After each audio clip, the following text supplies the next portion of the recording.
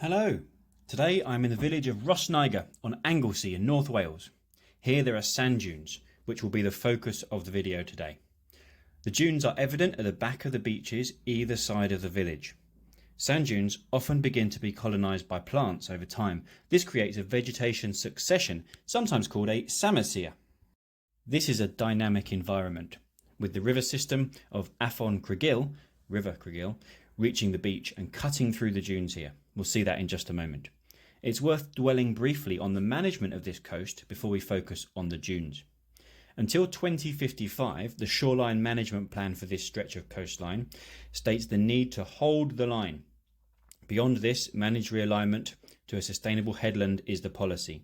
There are a number of hard engineering strategies currently being employed here in order to prevent the degradation of the dunes and to protect the property behind. This coastline faces towards the southwest. The prevailing wind comes all the way from the Caribbean. This long fetch makes it, on the face of it, a high energy environment, but the plentiful supply of sediment both onshore and offshore possibly seemingly contradicts this. The wave energy is significantly absorbed by the black shale rocks that poke their heads up offshore and we can see around us.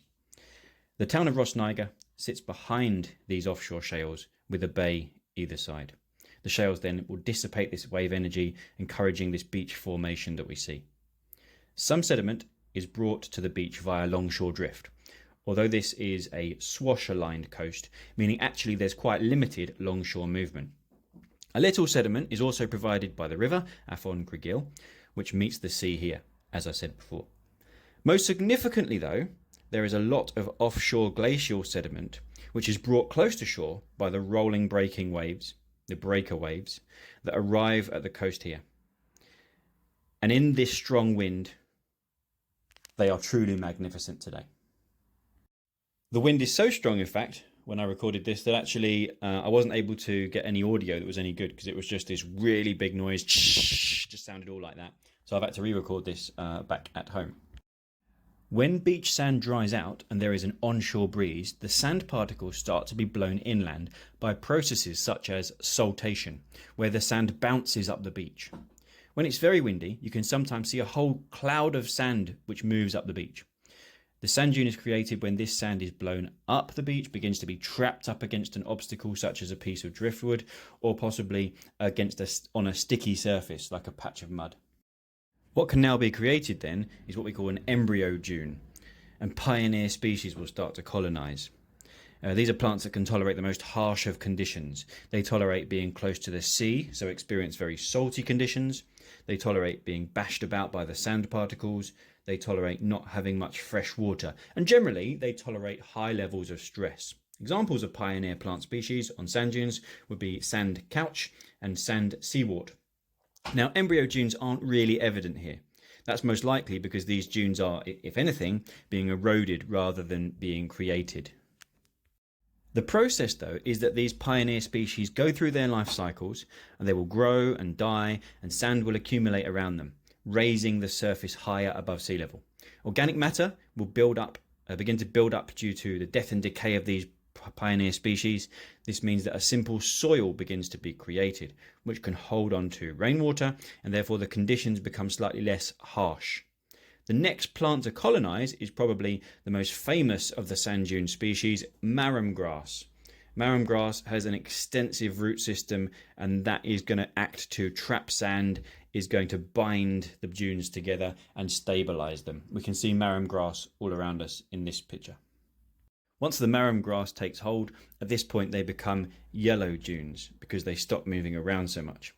Over time, we get further death and decay of vegetation, the organic matter in the soil builds up further, and conditions become less and less harsh. So more and more species can colonise as we move through the vegetation succession.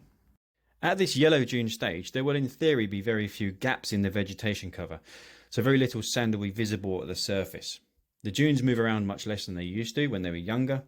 They become fixed, the soil gets deeper, more moisture content, higher humus content, and lower pH. This photograph shows a degraded yellow dune. You can clearly see the sand below and above the browny grey layer near the surface, which is the soil which is formed over time. And with the breakdown of that organic matter, it creates a more hospitable environment. Dunes are very vulnerable to damage, and we've seen this evidenced in this video in some of the paths that are running through the dunes. And now, if this damage occurs, then we can get what we call a blowout, where a bowl-shaped feature is created as the sand is blown away from one particular area. And we can kind of evidence this here. These bowl-shaped features can, as we saw before, become very deep and even go below the water table and become sometimes what we call a dune slack. This damage can be caused by trampling on the vegetation, so therefore tourists can cause the damage, or it can also happen naturally. Vegetation succession is allowed to be completed, then the climax vegetation of the sand dune succession becomes evident, and that is often a deciduous forest. At this point, no new species are added, and the community remains the same over long periods of time, in theory, forever. The vegetation is said to be in equilibrium with the environment. A true state of balance has been achieved. And just to finish, this photo taken from just along the coast shows sand dunes that have reached their climax of vegetation succession, and conditions have changed, now mean the dunes are eroding, allowing us to see a lovely cross section through them, which provides a great insight. Thank you very much.